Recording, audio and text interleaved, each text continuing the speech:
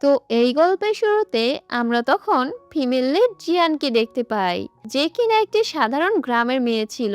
আর আজ জিয়ানের ইউনিভার্সিটিতে প্রথম দিন ছিল। ঠিক এই কারণেই জিয়ান তখন অনেক বেশি এক্সাইটেড হয়ে গিয়েছিল। ঠিক তখনই হঠাৎ একটি ছেলের সাথে জিয়ানের ধাক্কা লেগে যায়, যার নাম কিনা ছিল চ্যাং, যে কিনা আমাদের আজকের এই ড্রামার মেইন লিড। আসলে তখন চ্যাং আরেকটি মেয়ের থেকে বাঁচার চেষ্টা করছিল, কারণ মেয়েটি চ্যাংয়ের জন্য কেক নিয়ে এসেছিল এবং চ্যাংকে পটানোর চেষ্টা করছিল। আর সেই চক্করে ধাক্কা খেয়ে জিয়ান তখন পড়েই যায়। কিন্তু এদিকে চেং তখন ক্ষমা না চেয়েই সেখান থেকে চলে যেতে শুরু করলে এটা দেখে তখন জিয়ানের খুব রাগ উঠে যায় এবং জিয়ান তখন গিয়ে চ্যাংয়ের সাথে ঝগড়া করতে শুরু করে দেয়। আর এভাবেই প্রথম দেখাতেই তখন দুজন একে অপরের শত্রু হয়ে দাঁড়ায়। এই সব কিছু দেখে তখন চেং জিয়ানের উপর বিরক্ত হয়ে ওখান থেকে চলে যায়। অপরদিকে তখন সেই কেক নিয়ে আসা মেয়েটি চ্যাংয়ের পেছনে দৌড়তে দৌড়তে এসে জিয়ানের সাথে তখন ধাক্কা খায়, যার কারণে তখন কেকটা সোজা গিয়ে চেংয়ের উপর গিয়ে পড়ে। যেটা দেখে চেং তখন আরো বেশি রেগে যায় আর মনে করে যে তাহলে এই দুটো মেয়ে ওকে পটানোর জন্য এসব নাটক করছে। তাই চেং তখন রেগে ওদেরকে বলে, তোমাদেরকে যেন আর কখনোই আমার সামনে না দেখি। যাই হোক, এরপর তখন জিয়ান নিজের হোস্টেলের রুমে যায়, যেখানে জিয়ানের সাথে তখন ওর বাকি রুমমেটদের দেখা হয়। এদিকে রুমমেটদের মধ্যেই একজন ছিল সেই কেক নিয়ে আসা মেয়েটি, যার নাম কিনা ইউ ছিল। জিয়ানকে এখানে দেখে ইউ এর তখন অনেক রাগ হয়, কারণ ইউ এর মনে হচ্ছিল জিয়ানের কারণেই তখন ও চেংকে ইমপ্রেস করতে পারেনি।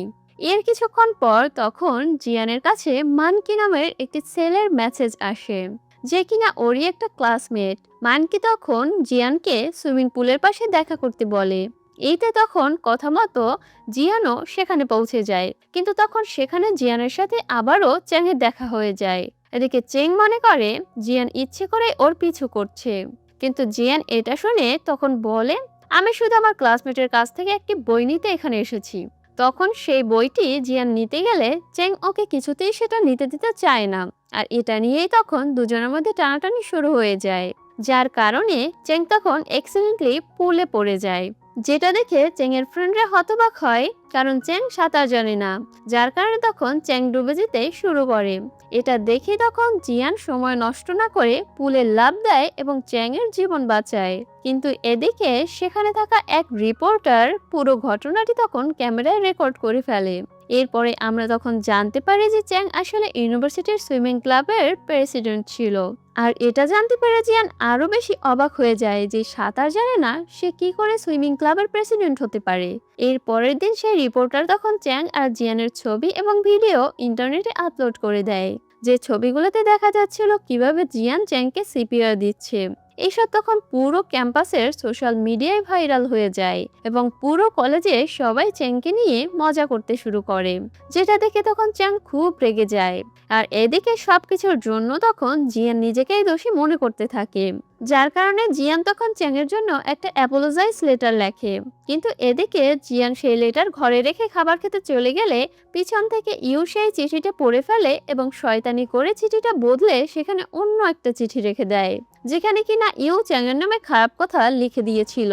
এর কিছুক্ষণ পর জিয়ান তখন সেই চিঠিটা নিয়ে মানকিকে দেয় আর বলে, এটা তুমি একটু চ্যাংকে দিয়ে আসো। মানকি তখন জিয়ানের কথাই সেই চিঠিটা চ্যাংয়ের কাছে পৌঁছে দেয়। চ্যাং তখন সেটা পড়ে অনেক বেশি রেগে যায়। তখন চ্যাং সোজা গিয়ে জিয়ানকে লেটারের বিষয়ে জিজ্ঞাসা করে। জিয়ান তখন বলে, হ্যাঁ আমি ওটা তোমাকে দিয়েছি। আসলে জিয়ান তো জানে না যে লেটারটা ইউ বদলে দিয়েছে। আর এদিকে চ্যাং এতটাই রেগে যায় যে তখন ঠিক করে ফেলে যে ও জিয়ানের কাছ থেকে প্রতিশোধ নিয়েই ছাড়বে। এর কয়েকদিন পরে জিয়ান সুইমিং ক্লাবে তখন যোগ দিতে যায়। সেখানে ইউ আগে থেকেই উপস্থিত ছিল। ইউ তখন এখানে জিয়ানের বিরুদ্ধে সবার কাছে উল্টোপাল্টা কথা বলতে থাকে আর বলে, জিয়ান একটা গ্রামের মেয়ে, ও কি করে সুইমিং ক্লাবে জয়েন হতে পারে। এটা শুনে জিয়ান তখন বলে, আমি আমার গ্রামে অনেক সাঁতার প্রতিযোগিতা জিতেছি, কিন্তু এদিকে ক্লাবের রুলস এর কারণে জিয়ানকে কেউই ক্লাবে নিতে চায় না।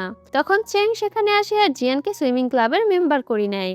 তখন চ্যাং উপর থেকে জিয়ানের সাথে ভালো আচরণ করলেও আসলে ভেতরে ভেতরে চ্যাং জিয়ানকে বিরক্ত করার প্ল্যান করছিল। এদিকে এটা দেখে ইউর খুব হিংসে হয়। তাই ইউ তখন জিয়ানকে সুইমিং রেসের জন্য চ্যালেঞ্জ করে। তবে শর্ত রাখা হয় যে এই রেসে হারবে সে ক্লাব ছেড়ে চলে যাবে।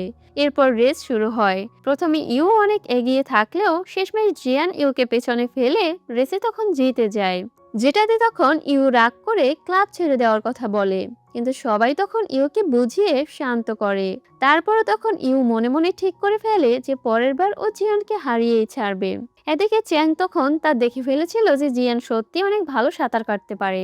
কিন্তু তারপরও চ্যাং জিয়ানের থেকে প্রতিশোধ নেওয়ার জন্যই তখন শুধু জিয়ানকে বাকিদের থেকে আরো কঠিন ট্রেনিং দিতে থাকে, যেটাতে জিয়ান অনেক ক্লান্ত হয়ে পড়ে। কিন্তু তারপরও জিয়ান চুপচাপ সব সহ্য করতে থাকে। এরপর একদিন ইউ চুপি চুপি জিয়ানের শ্যাম্পুর জায়গায় রং মেশানো কেমিক্যাল রেখে দেয়। গোসলের পরে যখন জিয়ান বাইরে আসে তখন ওর চুল তোতা পাখির পালকের মতো রঙিন হয়ে যায়। এতে তখন লজ্জায় জিয়ান সাথে সাথে হেয়ার সেলুনের দিকে চলে যায় নিজের চুল ঠিক করাতে। এদিকে তখন তাড়াহুড়ো করে পথে যাওয়ার সময় জিয়ানের সাইকেল চ্যাংয়ের ইয়ারফোনের তারের সাথে জড়িয়ে যায়। চ্যাং পড়ে যেতেই যায়, কিন্তু তার আগেই তখন জিয়ান তারটা খুলে নিয়ে তাড়াতাড়ি চলে যায়, কারণ চ্যাং যদি ওকে দেখে ফেলে তাহলে আজ ওর খবর করে দেবে। তবে জিয়ানের টুপি সেখানে পড়ে যায়, যেটা তখন চ্যাং তুলে নেয় আর বুঝে যায় যে এই মেয়েটা আসলে জিয়ানই ছিল। এর পরের দিন আমরা তখন দেখি জিয়ান নিজের চুল ঠিক করানোর পর একটি কসপ্লে ক্যাফেতে যায়, যেখানে তখন জিয়ান নিজের ফেভারিট ক্যারেক্টারের সাথে দেখা করতে এসেছিল। এদিকে একই ক্যাফেতে চ্যাং, মানকি আর ওদের বাকি বন্ধুরাও এসেছিল, কিন্তু চশমা আর কোকড়া চুল না থাকার কারণে জিয়ানকে একদমই আলাদা লাগছিল। তাই কেউই জিয়ানকে আর চিনতে পারে না। ওদের এক বন্ধু তো তখন বলেই ফেলে, দেখ মেয়েটা অনেক মিষ্টি দেখতে না। এটাতে চ্যাং পেছনে ফিরে তখন এক দেখাতেই জিয়ানকে চিনে ফেলে আর রেগে গিয়ে তখন বলে এই মেয়েটি সেই জিয়ান, আর ওর চেহারা তেমন একটা ভালো না। এদিকে চেংকে দেখে জিয়ান তখন নিজেকে লুকানোর চেষ্টা করে, কিন্তু চেং তখন জিয়ানের সামনে চলে আসে আর রেগে জিয়ানকে বলে, তোমার এত টাইম ওয়েস্ট করার পারমিশন কে দিল যে তুমি এখন হেয়ার স্টাইল করিয়েছো আর এখন আবার কসপ্লে দেখতেও চলে এসেছো? এখনই চলো, তোমাকে ট্রেনিং নিতে হবে। এটা বলে চেং জিয়ানকে নিয়ে গিয়ে তখন আরো অতিরিক্ত বেশি ট্রেনিং দেয়, যেন ও জিয়ানকে শিক্ষা দিতে পারে। চ্যাং সবসময় এভাবে জিয়ানকে বিরক্ত করতে থাকে, কিন্তু এদিকে জিয়ান সবকিছু জাস্ট চুপচাপ সহ্য করে। এরপর একদিন যখন জিয়ান অফিস রুমে ঢুকতে যাচ্ছিল তখন সে বাইরে থেকে মানকি এবং চেংয়ের কথা শুনে ফেলে, যেখানে মানকি চ্যাংকে তখন বলে, তোর কি মনে হয় না যে তুই জিয়ানের সাথে খুব বেশি কঠোর আচরণ করছিস? এর উত্তরে তখন চ্যাং বলে, আমি জিয়ানের কাছ থেকে নিজের প্রতিশোধ নিতে এসব করছি। এবার এটা শুনে জিয়ান রেগে ভেতরে ঢুকে পড়ে এবং চেংকে তখন বলে, তুমি খুবই অসভ্য একটা ছেলে। কিন্তু চ্যাং উল্টা জিয়ানের উপরই দোষ চাপিয়ে দেয় এবং ওকে সেই বদলে যাওয়া লেটারটা দেখায়, যেখানে ইউ চ্যাংয়ের নামে বাজে বাজে কথা লিখেছিল। এগুলো দেখে তখন জিয়ান বোঝানোর চেষ্টা করে যে এটা ওর লেখা সেই চিঠিটা নয়, কিন্তু চ্যাং জিয়ানের একটা কথাও তখন বিশ্বাস করে না। জিয়ান তখন বলে, ঠিক আছে, তুমি যেই শাস্তি দিতে চাও দাও, আর নিজের প্রতিশোধ তাড়াতাড়ি নেওয়া কমপ্লিট করো, আর এই বিষয়টা এখানেই শেষ করো। এটাতে তখন চ্যাং একটি শর্ত দেয় আর বলে, তুমি যদি 10 দিন আমার পার্সোনাল অ্যাসিস্ট্যান্ট হয়ে থাকো এবং কোনো প্রশ্ন না করে আমার সব কথা মেনে চলো, তাহলে আমি তোমাকে ক্ষমা করব। এটাতে বাধ্য হয়ে জিয়ান এই শর্ত মেনে নেয়। এরপর থেকে তখন চ্যাং বেশিরভাগ সময় লাইব্রেরিতে পড়াশোনা করতে থাকে। চ্যাং এর ম্যাথ খুব পছন্দ এবং ও একটি রিসার্চ বই পড়ছিল যার নাম হাইপেটিয়া। তখন চ্যাং সেই বইয়ে এমন একটি ম্যাথের প্রশ্ন লিখে রাখে যেটা চ্যাং নিজেও সমাধান করতে পারে না। তখনই হঠাৎ কাজ চলে আসায় চ্যাংকে চলে যেতে হয়, তাই তখন চ্যাং বইটি সেখানেই রেখে চলে যায়। ঠিক সেই সময় জিয়ানও লাইব্রেরিতে চলে আসে আর এই বইটি দেখতে পায়। জিয়ান তখন খুব আগ্রহের সাথে চ্যাং এর লিখে রাখা সেই প্রশ্নটি পড়ে আর সারাদিন ধরে ম্যাথটা সলভ করে ফেলে। এর পরের দিন যখন চ্যাং লাইব্রেরিতে এসে আবার বইটি খোলে তখন দেখে কেউ একজন সেই কঠিন ম্যাথটা সলভ করে দিয়েছে। এটা দেখে যখন চ্যাং তো খুব খুশি হয় আর সেই ব্যক্তির সাথে দেখা করতে চায় যে ম্যাথটা সলভ করেছে। তাই চ্যাং বইয়ে আরেকটা নতুন ম্যাথের প্রশ্ন লিখে রেখে যায়। এদিকে জিয়ান তখন অফিস রুমে যায়, যেখানেও চ্যাং এর একটি ট্রফি দেখতে পায়, যেটা চ্যাং সুইমিং কম্পিটিশন জিতেছিল, কিন্তু ট্রফিটা ভাঙা ছিল। যেটা দেখে জিয়ান তখন ট্রফিটা ঠিক করানোর জন্য সেটা একটা ছবি তুলে নেয়। ঠিক তখনই চ্যাং সেখানে চলে আসে আর জিয়ানের হাতে ট্রফি দেখে অনেক বেশি রেগে যায়। চ্যাং এর নিজের পুরনো দিনের কথা মনে পড়ে যায় আর চ্যাং ভাবে যে ট্রফিটা জিয়ানই ভেঙেছে। জিয়ান তখন বলে, ট্রফিটা আগেই ভাঙা অবস্থায় ছিল, আমি এটা ভাঙিনি। তখন প্রমাণ হিসেবে জিয়ান ছবিও দেখায়, কিন্তু রাগের মাথায় চ্যাং তখন জিয়ানের ফোনটা মাটিতে ছুঁড়ে ফেলে দেয়। এতে জিয়ানের এবার বেশ রাগ হয়, আর জিয়ান তখন বলে, আমি কোনো ভীতু মেয়ে নই, যদি আমি সত্যি কিছু করে থাকতাম তবে অবশ্যই স্বীকার করতাম, কিন্তু এখন তুমি আমাকে বিশ্বাস করো কিনা তাতে আমার আর কোনো কিছু যায় আসে না। এটা বলেই জিয়ান সেখান থেকে চলে যায়।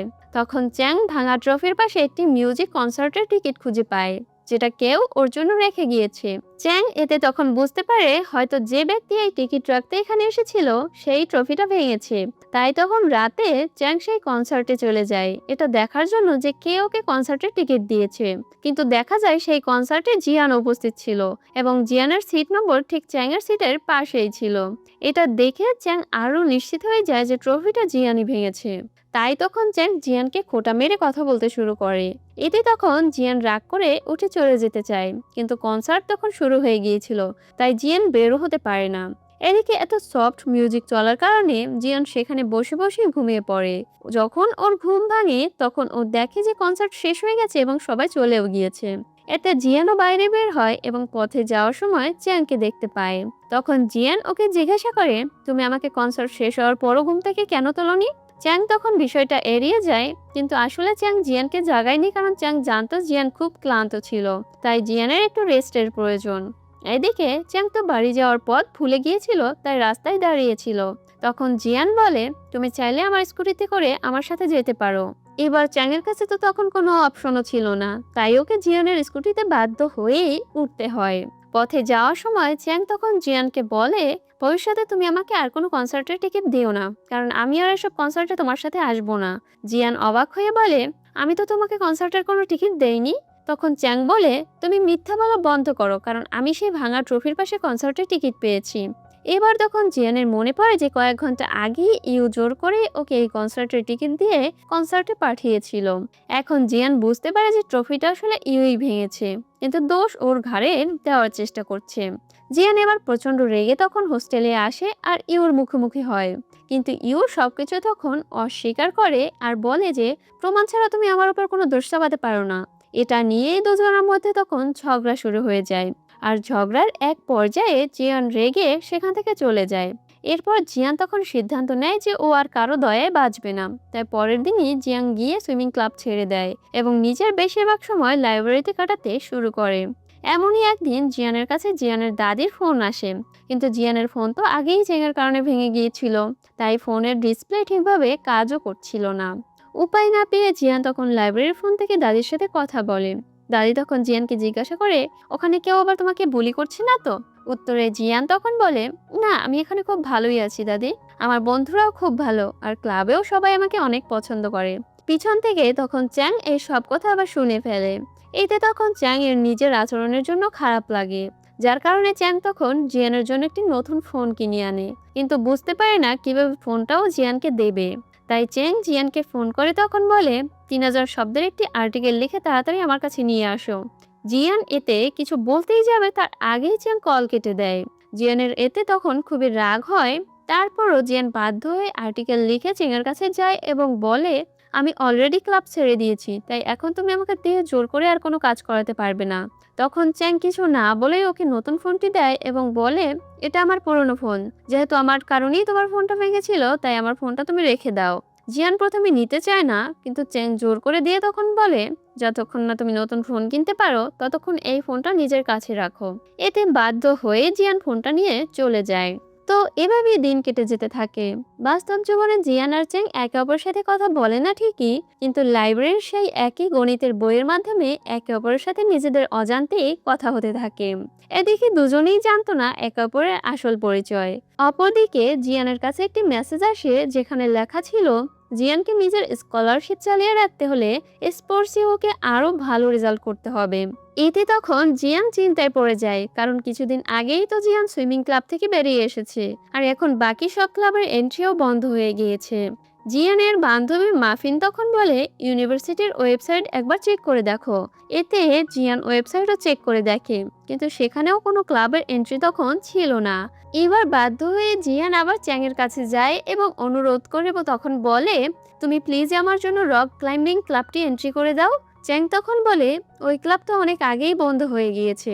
এতে জিয়ান তখন বলে, যদি তুমি এতে সাইন করে দাও তাহলে আমি ক্লাবটি আবার চালু করতে পারবো এবং এতে আমার স্পোর্টস অ্যাক্টিভিটিও পূরণ হয়ে যাবে। কিন্তু চেং এতে তখন একদমই রাজি হয় না, কারণ রক ক্লাইম্বিং ক্লাবটি আগেই সুইমিং ক্লাবের একটি অংশ ছিল। চেং সরাসরি জিয়ানকে না বলে দেয় এবং সেখান থেকে ক্যাফেতে চলে যায়, যেখানে ওর বন্ধুরা বসেছিল। সেখানে আমরা চ্যাংয়ের এক বন্ধুর মেয়ে ফ্রেন্ড লিনকেও দেখতে পাই, যে কিনা কয়েকদিন হলো দেশে ফিরেছে। লিন তখন সবাইকে জিজ্ঞাসা করে আর বলে, আমি এতদিন ছিলাম না, তো তোমরা আমাকে ছাড়া এতদিন কি কি মজা করেছো? মানকি তখন মজা করে বলে, চ্যাং জিয়ান নামের এক মেয়ের সাথে জড়িয়ে পড়েছে। এটা শুনে লিন কৌতূহলী হয়ে ওঠে এবং জিয়ান সম্পর্কে আরো জানতে চায়, কিন্তু চেং তখন স্পষ্টভাবেই বলে, জিয়ান তেমন কোনো বিশেষ মানুষ নয় যে তোর এ বিষয়ে জানতে হবে। ঠিক তখনই জিয়ান আবার সেখানে চলে আসে চ্যাংয়ের থেকে সাইন নিতে। চ্যাং আবারও তখন ওকে না বলে দেয়, কিন্তু জিয়ান ওর পিছু কিছুতেই ছাড়ে না। এদিকে লিন অনেক ফ্রেন্ডলি হয়ে জিয়ানের সাথে দেখা করে আর ওকে নিজের পাশে বসায় এবং তার সাথে খুব ভালোভাবে কথা বলে। এরপর চলে যাওয়ার সময় লিন জিয়ানকে একটি উপহারও দেয়, কিন্তু জিয়ান তখন উপহারটি ফিরিয়ে দেয় আর বলে, আজই আমাদের প্রথম দেখা হয়েছে, তাই এভাবে উপহার নেওয়া ঠিক হবে না। জিয়ান তখন চলে যাওয়ার পর লিন সেই উপহারটি ডাস্টবিনে ফেলে দেয়। এতে পরিষ্কার বোঝা যায় যে লিন জিয়ানকে খুব একটা পছন্দ করে না। এরপর জিয়ান আবার চ্যাংয়ের কাছে যায় এবং ওকে দিয়ে সাইন করানোর জন্য আবারও জেদ করতে শুরু করে। চ্যাং তখন বলে, তুমি রক ক্লাইম্বিং এর জন্য একেবারেই ফিট না। এটা বলেই চ্যাং তখন জিয়ানকে ক্লাইম্বিং করাতে নিয়ে আসে আর বলে, যদি তুমি একদম উপর পর্যন্ত উঠে দেখাতে পারো তাহলে আমি ক্লাইম্বিং ক্লাবের জন্য সাইন করার ব্যাপারে ভেবে দেখব। জিয়া তখন বলে, ঠিক আছে, আমি এই শর্তে রাজি আছি, তবে আমার কিছু সময় লাগবে। এটাতে তখন চ্যাংও রাজি হয়ে যায়, কিন্তু আসলে চ্যাং ঠিকই বলছিল, কারণ জিয়ান ক্লাইম্বিং এর বিষয়ে কিছুই জানতো না। জিয়ান তারপরও সময় নিয়ে রোজ ক্লাইম্বিং প্র্যাকটিস করতে থাকে। চ্যাং তখন দূর থেকে জিয়ানের উপর নজর রাখতে থাকে, কারণ ওর ভয় হচ্ছিল যে জিয়ান কোথাও পড়ে গিয়ে ব্যথা না পেয়ে বসে। এদিকে যখন লিন এসব দেখে তখন চ্যাংকে বলে, তুমি জিয়ানকে দিয়ে এসব করানো বন্ধ করো, আমি না হলে জিয়ানকে নিজের ক্লাবে নিয়ে নেব। এটাতে চেং তখন লিনের কথায় রাজি হয়ে যায়, কিন্তু তখনই জিয়ানও ওদের পেছনে এসে হাজির হয় এবং বলে, আমি এখন আমার ক্লাইম্বিং করার যোগ্যতা দেখানোর জন্য প্রস্তুত। সবাই তখন একসাথে জড়ো হয়ে জিয়ানকে দেখতে থাকে। জিয়ান এবার পুরো আত্মবিশ্বাসের সাথেই তখন দেয়াল বেয়ে একদম উপরে উঠতে সক্ষম হয়, কিন্তু এদিকে নিচে নামার সময় হঠাৎ করে তখন জিয়ান নিজের ব্যালেন্স হারিয়ে ফেলে পড়ে যেতে শুরু করে। তখন চেং দৌড়ে এসে জিয়ানকে পড়ে যাওয়া থেকে বাঁচায়, কিন্তু এতে করে ভুলবশত ওদের দুজনের মাঝে একটা কেস হয়ে যায়। এতে তখন দুজনেই একটু অস্বস্তিতে পড়ে যায় আর চেং তাড়াতাড়ি সেখান থেকে চলে যায়। এদিকে নিন এসব কিছু দেখে ভীষণ বিরক্ত হয়, কিন্তু মুখে কিছুই প্রকাশ করে না। এরপর তিনি চেং জিয়ানের কাগজপত্রে সাইন করে দেয়, যাতে করে জিয়ান নিজের রক ক্লাইম্বিং ক্লাবের শুরু করতে পারে, কারণ জিয়ান বাজিতে জিতে গিয়েছে। তখন জিয়ান খুব খুশি হয়ে যায় এবং নিজের ক্লাবের জন্য মেম্বার খোঁজা শুরু করে, কিন্তু কেউই তখন জিয়ানের ক্লাবে যোগ দিতে চায় না। এতে তখন জিয়ান অনেক হতাশ হয়ে পড়ে। ঠিক তখনই মানকি ওর কাছে আসে আর জিয়ানকে তখন বলে, এভাবে পুরনো টেকনিক ইউজ করে কাউকেই তুমি নিজের ক্লাবের মেম্বার বানাতে পারবে না, তোমাকে নতুন কিছু করতে হবে। মানকি তখন জিয়ানকে বুঝিয়ে দেয় যে লিফলেট বিলানোর জন্য ইউনিভার্সিটির ওয়েবসাইটে ক্লাবে বিজ্ঞাপন দেওয়া উচিত, তাহলে সবাই জিয়ানের ক্লাবে জয়েন হওয়ার জন্য আগ্রহ প্রকাশ করবে। জিয়ান তখন খুশি হয়ে মানকিকে ধন্যবাদ জানায়, কিন্তু মানকি তখন বলে, এই আইডিয়াটা আসলে আমার নয় বরং চ্যাংয়ের। এরপর মানকি কয়েকজন ছেলেকে জড়ো করে এবং তাদের জিয়ানের কাছে নিয়ে আসে, যাতে করে জিয়ান ছেলেগুলোকে নিজের ক্লাব সম্পর্কে বোঝাতে পারে। জিয়ানও তখন সবাইকে সবটুকু দিয়ে বোঝানোর চেষ্টা করে আর তার সাথে একটি পুরস্কারও ঘোষণা করে, কেউ যদি দেয়ালে উঠে যেতে পারে তাকে পুরস্কার দেওয়া হবে। কিন্তু এদিকে দেয়ালটা খুব উঁচু হওয়ায় সবাই ভয় পেয়ে যায়। তখন মানকি সাহস করে দেয়ালে উঠতে শুরু করে। যদিও মানকি উচ্চতাকে খুব ভয় পায়, তারপরও মানকি এটা শুধু এজন্যই করে যাতে জিয়ানের মনোবল ভেঙে না যায়। তখনই চ্যাং এসে যখন এটা দেখে সাথে সাথে উপরে উঠে যায় আর মানকিকে ধরে নিরাপদে নিচে নামিয়ে আনে। মানকি তখন জিয়ানের কাছে ক্ষমা চায় আর বলে, আমি তোমাকে এবারও সাহায্য করতে পারলাম না। কিন্তু জিয়ান উত্তরে তখন বলে, আমার কাছে সবচেয়ে গুরুত্বপূর্ণ বিষয় হলো যে তুমি ঠিক আছো। এরপর মানকি চ্যাংকে দেয়ালে উঠতে বলে, যাতে বাকি ছাত্রদের সাহস বাড়ে এবং ওরা জিয়ানের ক্লাবে জয়েন করে। তখন চ্যাং এতে রাজি হয়ে যায় এবং সহজেই দেয়ালে উঠে যায়। এরপর জিয়ান আগেই বলেছিল দেয়াল বেয়ে যে উঠতে পারবে তাকে পুরস্কার দেওয়া হবে, তাই পুরস্কার হিসেবে চেং তখন জিয়ানের ক্লাবের লাইফ টাইম মেম্বারশিপ পেয়ে যায়। তখন চ্যাং একটু বিপদেই পড়ে যায়, কারণ ও এই প্রাইজকে নাও বলতে পারে না। চেংয়ের এই সুযোগ নিয়ে জিয়ান পরের দিন নিজের ক্লাবে আরো অনেক মেম্বার অ্যাড করে ফেলে। এর পরের দিন জিয়ান ম্যাথের ক্লাসে যায়। এদিকে ক্লাসের প্রফেসর খুবই স্ট্রিক্ট ছিলেন আর তার প্রশ্নগুলো বেশ কঠিন ছিল, কিন্তু জিয়ান এতে মোটেই ভয় পায় না, কারণ জিয়ান এমনিতেই ম্যাথে খুব ভালো। অপরদিকে চ্যাংও সেই একই ক্লাসে তখন উপস্থিত ছিল। প্রফেসর তখন সবাইকে গ্রুপে ভাগ করে দেন এবং বলেন, যার সাথে তোমরা টিমে কাজ করতে চাও না তার নামে একটা চিরকুটে লিখে দাও। এবার জিয়ান এতে চ্যাংয়ের নাম লিখে দেয় এবং চ্যাং জিয়ানের নাম লিখে দেয়। এদিকে যখন প্রফেসর নামগুলো দেখে তখন প্রফেসর হাসতে হাসতে বলে যে দুজন একে অপরের নাম লিখেছে তারাই একসাথে একটি টিম হবে। এই ভেবে জিয়ান আর চ্যাংকে বাধ্য করা হয় একসাথে কাজ করতে। এদিকে জিয়ান একটু মন খারাপ করে ফেলে, কিন্তু স্কলারশিপ বাঁচানোর জন্য ওকে এই প্রজেক্ট যেভাবেই হোক শেষ করতে হবে। এরপর তখন জিয়ান নিজে একটি সার্ভে তৈরি করে আর ক্যাম্পাসের স্টুডেন্টদের দিয়ে সেটাতে সাইন করানোর ট্রাই করে, কিন্তু কেউই তখন সাইন করতে রাজি হয় না। তখন জিয়ান বুদ্ধি করে চেংকে সামনে দাঁড় করায় এবং নিজে ভিডিও রেকর্ড করতে থাকে। মেয়েরা যখন চেংকে দেখে তখন সব মেয়েরা জড়ো হয়ে যায় আর জিয়ানের সার্ভেতে সাইন করে দেয়। এভাবে তখন জিয়ানের টিম অনেক ডেটা সংগ্রহ করতে সক্ষম হয়, কিন্তু এখনও একটি ডেটা কালেক্ট করা বাকি ছিল। তাই চেং জিয়ানকে তখন নিজের বন্ধুর ক্যাফেতে নিয়ে যায়, যেখানে সব বন্ধুরা মিলে তখন বাকি ডেটা কালেক্ট করে আর প্রজেক্ট কমপ্লিট করতে চেং এবং জিয়ানকে অনেক হেল্পও করে। এরপর জিয়ান যখন প্রজেক্টগুলো চেক করতে থাকে তখন ও নিজের টিমের ভিডিও দেখতে পায়, যেখানে তখন ভিডিওর শুরুতে সেই দৃশ্যটি দেখা যায় যেখানে জিয়ান পড়ে যাচ্ছিল আর চ্যাং তাকে বাঁচিয়েছিল। এটা আবার ইউ দেখে ফেলে আর ইউ এর এতে খুব হিংসে হয়। এরপর জিয়ান যখন গোসল করতে যায় তখন সুযোগ পেয়ে ইউ চুপি চুপি চ্যাংয়ের পাঠানো মেসেজটি ডিলিট করে দেয়। এদিকে সেই মেসেজে চ্যাং জিয়ানকে ডাটা ঠিক করতে বলেছিল, কারণ প্রজেক্টে বেশ কয়েকটা জায়গায় অনেক ভুল ছিল, কিন্তু ইউ মেসেজ ডিলিট করে দেওয়ায় জিয়ান আর সেই বিষয়ে কিছুই তখন জানতে পারে না। এরপর প্রেজেন্টেশনের দিন জিয়ান ক্লাসের সামনে আসে। জিয়ান তখন নিজের প্রজেক্টের পাওয়ার পয়েন্ট চালু করে দেয়, তবে দেখা যায় জিয়ানের প্রজেক্টে অনেক ভুল ছিল।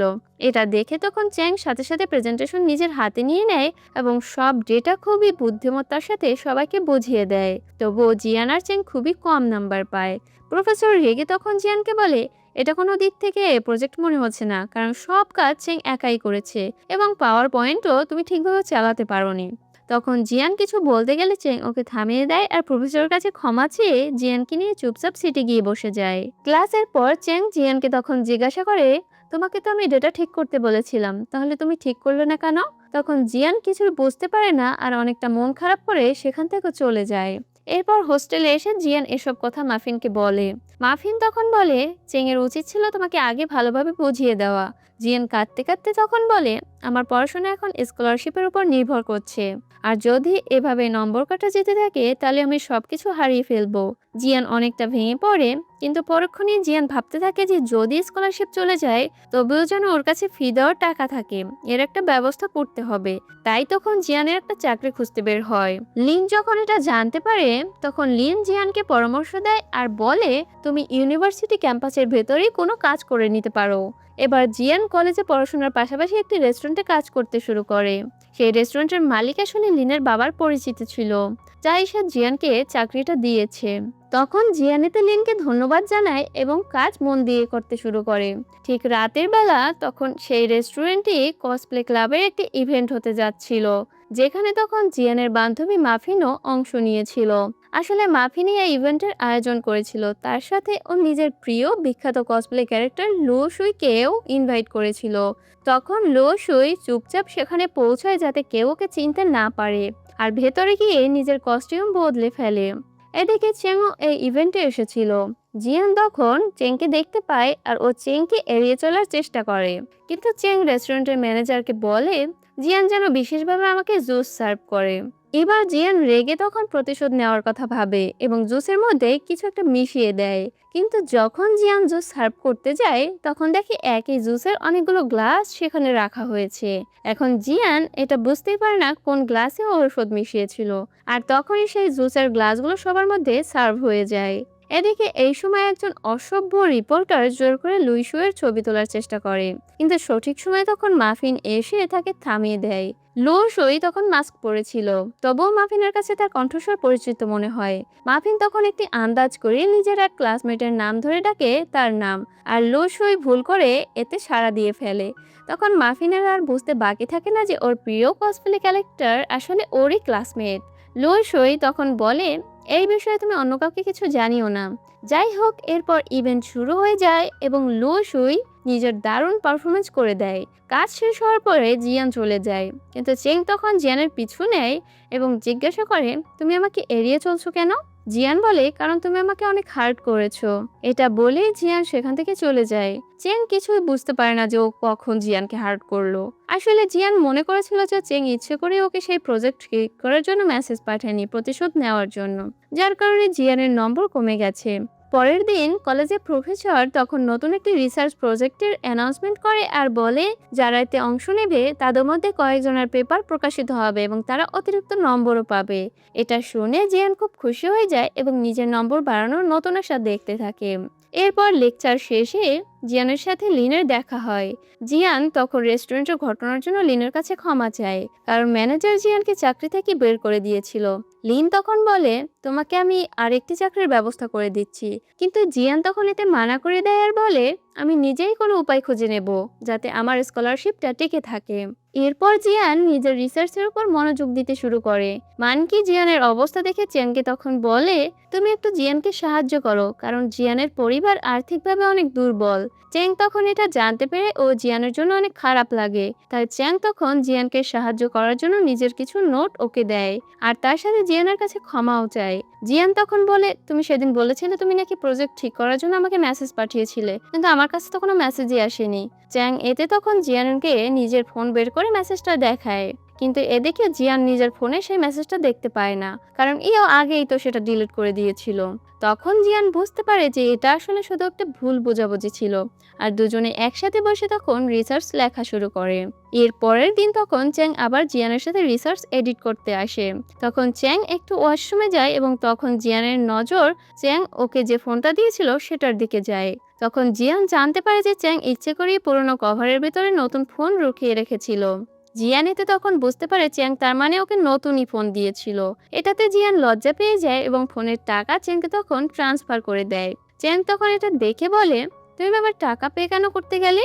জিয়ান তখন বলে, আমি তোমার কাছ থেকে এত দামি জিনিস নিতে পারবো না, আর রেস্টুরেন্টের চাকরি থেকে বের করে দেওয়ার আগে আমি তার বেতন পেয়ে গিয়েছিলাম, তাই ভাবলাম তোমার টাকাটা শোধ করে দেই। আর এখানেই আজকের এই পার্টটি শেষ হয়ে যায়। পরের পার্টটি দেখার জন্য একটু অপেক্ষা করতে হবে। আর আজকের এই ড্রামাটি কেমন লাগলো সেটা কমেন্টে অবশ্যই জানিও সবাই। আর ভালো থেকো, সুস্থ থেকো, টেক কেয়ার, বাই বাই।